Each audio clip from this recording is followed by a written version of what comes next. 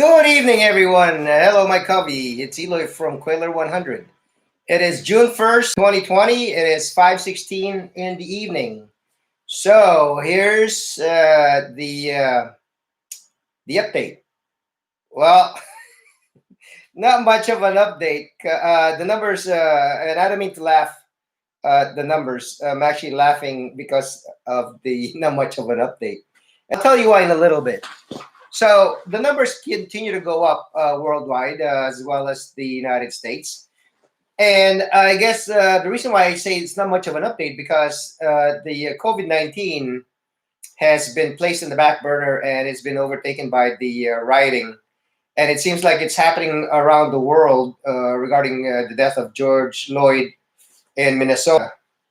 So I read articles that there were demonstrations yesterday in Berlin and London. So for those of you who aren't really familiar with George Floyd, here's a brief story of what I gather, and you know, uh, some of these me is not accurate. I wasn't there, so and it's also little snippets of the news that I catch. So George Lloyd was a man in Minnesota, and he was at a store, and I guess the police were called because he was passing off fake counterfeit money.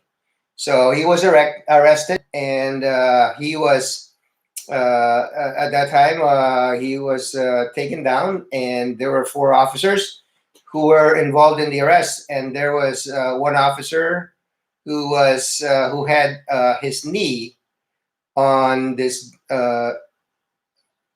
gentleman's neck, and and what happened was the gentleman who happens to be black ended up dying, and the officer who had his knee on his neck was white.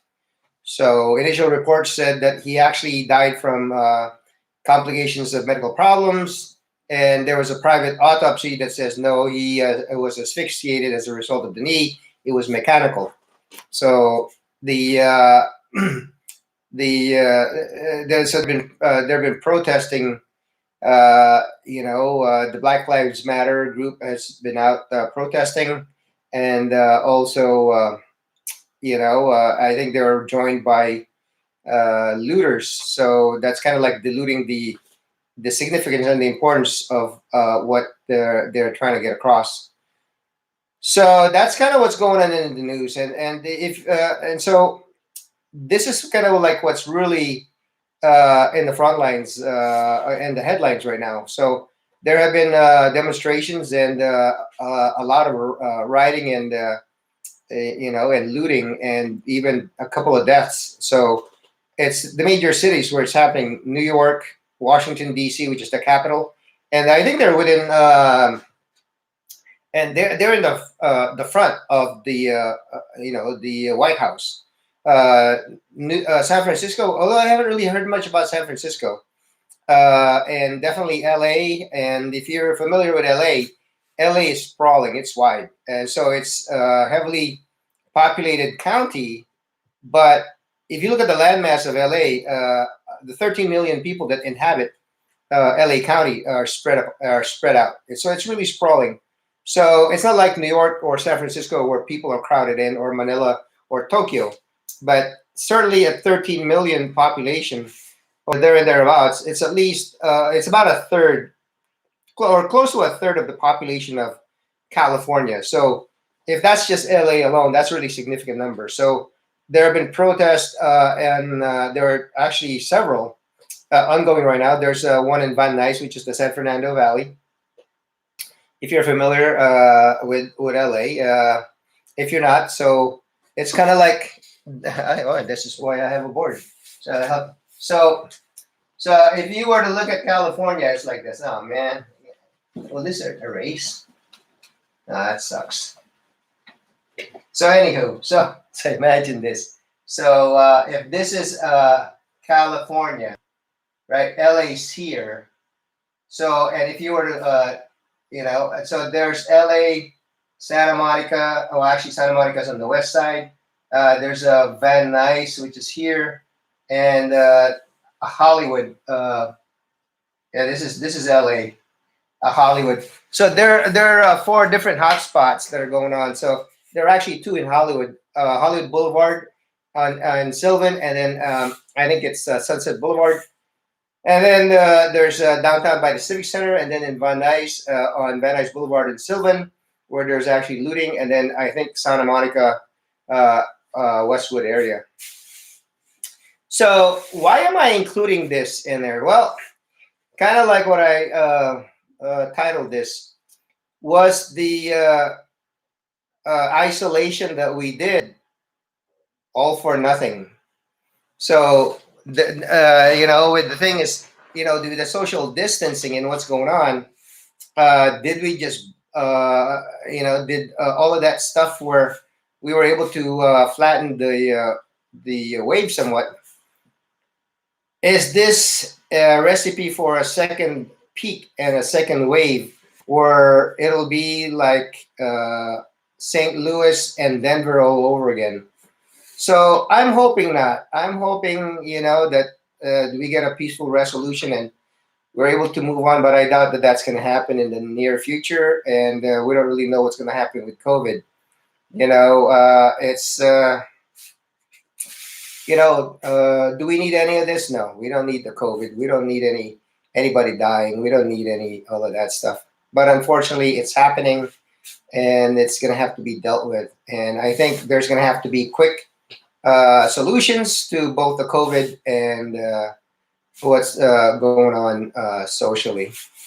So that's kind of like the news. The testing for LA County has they've closed multiple sites for testing for COVID. However, Dodger Stadium were able to test 6,000. It's still open. Traffic locally is just is congested. It's building up more and more. So it's returning to the pre-COVID numbers. So and then that's kind of what's going on. So hopefully all of that social distancing on all the precautions we did was not was for something, and that we don't cause a spike or another giant wave. Hopefully that we did enough to really bring this COVID down. I don't think it is, but I always have to think the worst and hope for the best. So as far as work goes, actually, there's a citywide curfew, and there was a couple of confusion. So Glendale, which is in LA County, just a city on its own, has set out a curfew that started from 5 p.m. to 6 a.m. Well, in actuality, LA County, the ones that are unincorporated, the curfew is from 6 p.m. to 6 a.m. So that's that. So I've never really experienced curfew here in LA, and I've been here since 1981. So I guess these are the sign of the times: the pandemic and curfew. So I work in healthcare, so tomorrow I'm going to be swabbing, or I think there's a new staff member who volunteered to swab. As it turns out, my RN does not want to swab because she's afraid she'll contract it and give it to her husband, who just got out of the hospital for a really serious lung problem, difficulty breathing. I don't blame her. So that's what's going to happen. So that's about it. So we're having to carry little letters from the Inspector General or Attorney General of the United States saying that we're essential workers and that we should actually be allowed. So we have to bring our ID and so on. So yeah, so it's just kind of weird to bring those documents, and I have to bring my ID everywhere. Just kind of surreal. This was the first video, actually. Well, it's not the first video. It's the video that I posted where the COVID wasn't real. So anyway, this is a little bit long-winded. Not really what's said much about the COVID, but I'm hoping it was actually to give you a little bit of what's going on along with the COVID, with what's going on socially. So And I'm gonna end that for now. So hopefully that we're able to resolve this really fast. Like I said. Otherwise, have a good night. Take care. I'll see you tomorrow, and we'll go from there. So have a good night. Bye.